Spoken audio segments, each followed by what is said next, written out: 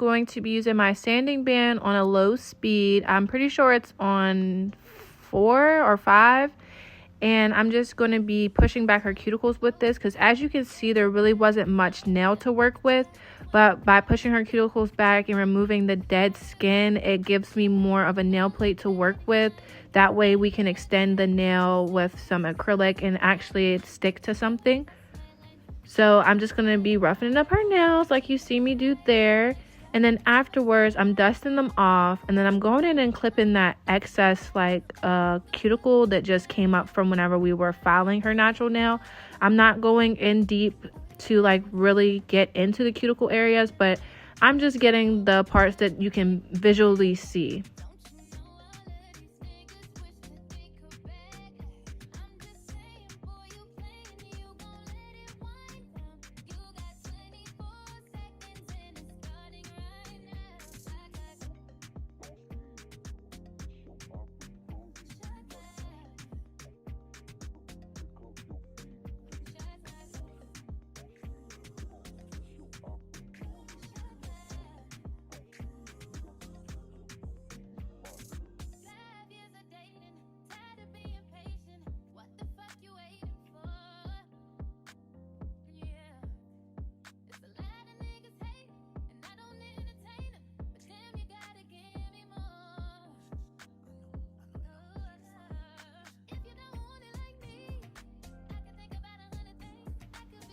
Just dusting off her nails again and then using this brush to really get in there.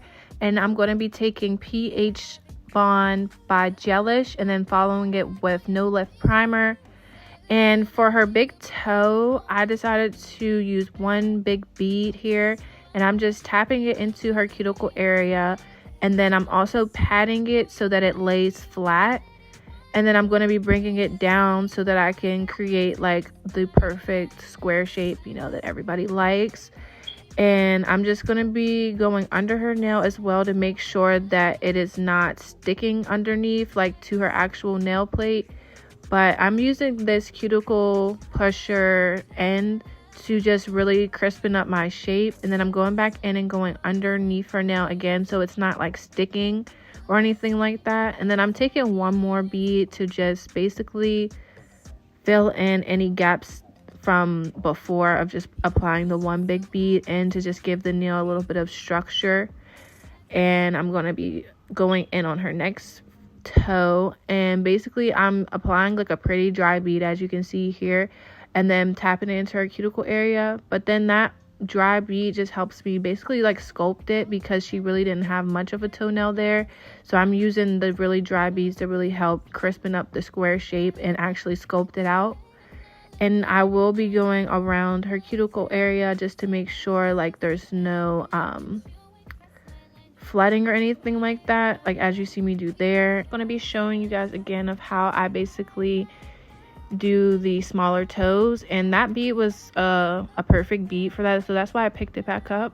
But I just basically pat it into the cuticle area and then sculpt it to a square shape. I mean, there's really not much to it. You kind of just have to work with drier beads when you're trying to extend the toenails when there's not much there.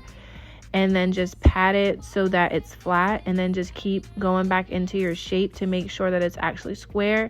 And then what you could also do is get up and look at the client's toes to see what they see or whatever, and then that's when you'll really be able to tell if it's square or not, or if you need to make it longer, if you need to make it shorter, blase. But now I'm going in with this bit at a high speed, and I just use this to basically smoothen out the entire nail. It's a medium to fine bit, I'm pretty sure.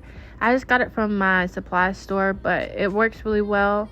And I am going in with the 80/80 grit file, and I just use this to basically crispen up my edges, and then I'll go up and down on the nail to make sure it's really smoothing out, and to make sure the tip is pretty straight. And there's really not much to it. You kind of just want to push back the skin and then make it a really crisp square.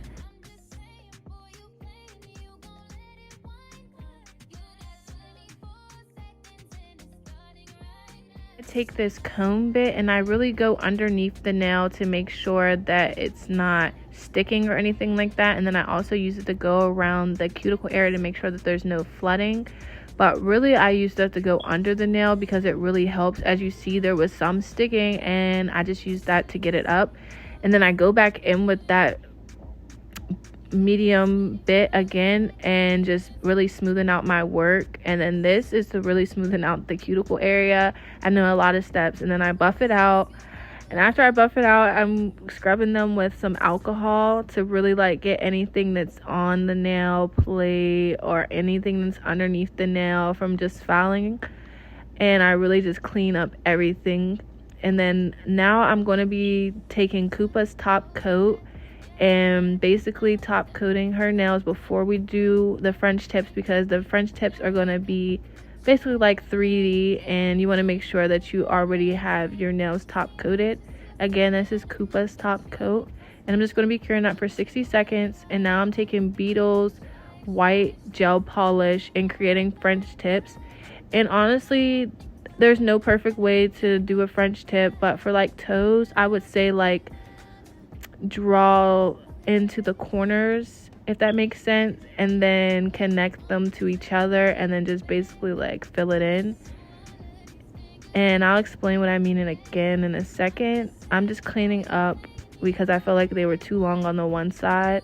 But here, as you see, I'm doing the corners first, and then I'm filling it in and then connecting it to each other and basically making it look like a French tip.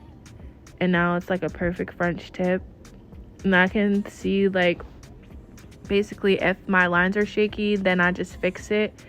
But again, corner to corner, and then filling it in with each other and then bringing them together to create like the perfect French tip. And like I said, if my lines are shaky, I kind of just go back into it and fix it up, or take a brush and just wipe away what needs to be wiped away. And here it is again. I'm fixing the French so that it looks curved, because at first it was looking a little pointy, but I am just filling it in, and once again, corner to corner, bringing it together. And now I'm taking some loose glitter and just dumping it. And I did not cure the toes yet. I did not cure the white, but you're going to cure it after you put the glitter on top of it. And then this is going to be your final look. All in my phone, I got options.